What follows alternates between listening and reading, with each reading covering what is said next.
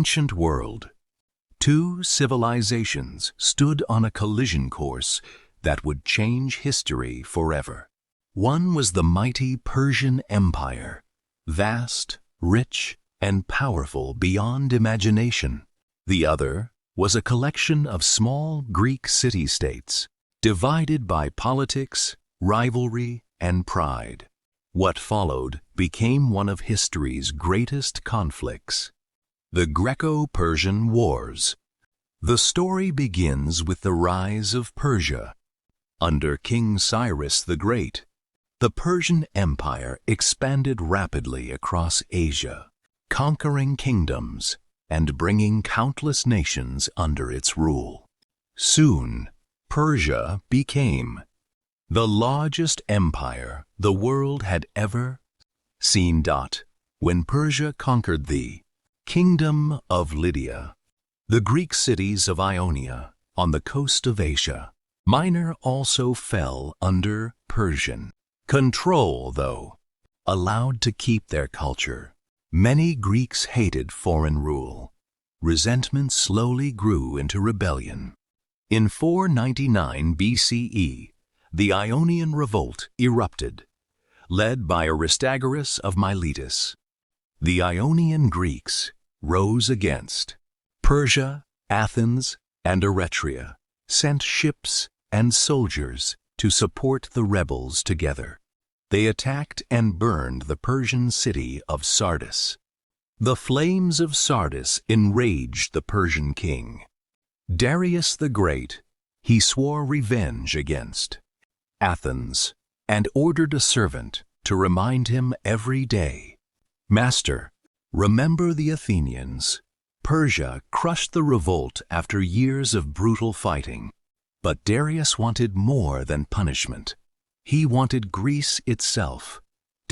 In 490 BCE, Persia launched its first invasion of Greece. A massive Persian fleet crossed the Aegean Sea, conquering islands and destroying the city of Eretria.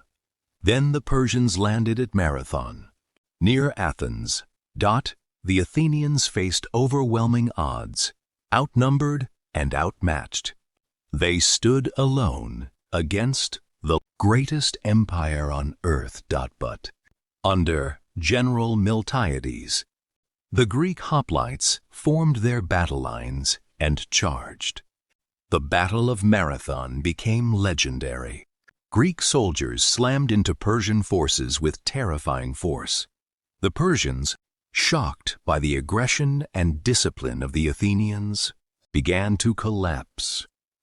Against all expectations, Greece had won. The victory at Marathon stunned the ancient world. It proved that Persia could be defeated.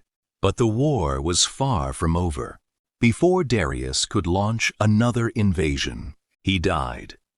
His son, Xerxes I, inherited the throne and prepared for revenge for years. Xerxes gathered one of the largest armies ever assembled. Soldiers came from every corner of the Persian Empire. Persians, Medes, Egyptians, Babylonians, and Indians. Thousands of ships filled the seas. To invade Greece, Xerxes ordered giant bridges built across the Hellespont. Roads and canals were carved through mountains. The Persian war machine moved toward Europe like an unstoppable storm. Fear spread across Greece. Some city-states surrendered immediately. Others prepared to fight. Athens and Sparta, longtime rivals, united against the common enemy.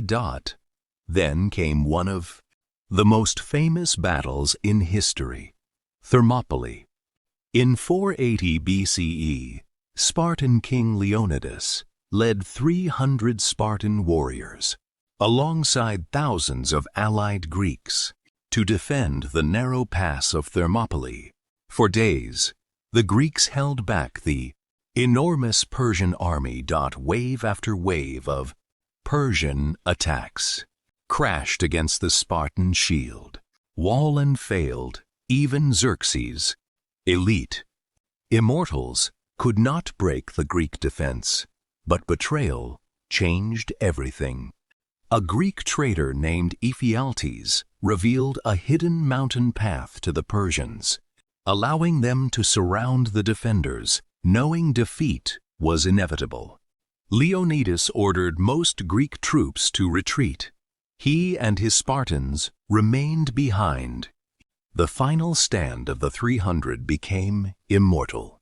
The Spartans fought with unmatched courage until the very last man fell beneath. Persian arrows and spears. Thermopylae was a Persian victory, but the sacrifice inspired all of Greece.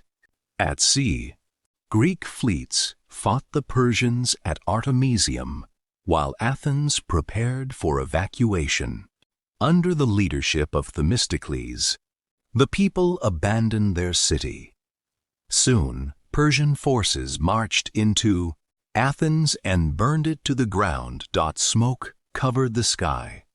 Greece appeared defeated. But Themistocles had a plan. He lured the Persian navy into the narrow straits of Salamis, where the enormous Persian fleet lost its advantage. Then the Greeks attacked. The Battle of Salamis became the turning point of the war. Greek triremes smashed into Persian ships in brutal naval combat. The narrow waters created chaos. Among the Persian fleet, ships collided. Sailors drowned. The mighty Persian navy began to collapse. From a throne overlooking the battlefield, Xerxes watched his fleet destroyed before his eyes. The defeat shattered Persian momentum. Xerxes returned to Persia with much of his army, leaving General Mardonius to continue the campaign 1 year later. In 479 BCE, the Greeks united for a final confrontation at Plataea. Spartan-led forces crushed the remaining Persian army in a massive land battle. Mardonius was killed, and Persian hopes of conquering Greece died with him on the same day. Greek naval forces defeated Persian fleets at Mycale, liberating more Greek cities from Persian control. The victories at Marathon, Thermopylae, Salamis, and Plataea shaped the future of Western civilization. The Greco-Persian Wars became more than a struggle for land or power. They became a story of resistance, sacrifice, and freedom. An empire sought to conquer the world, but a divided people chose to stand together. And against all odds, they changed history forever.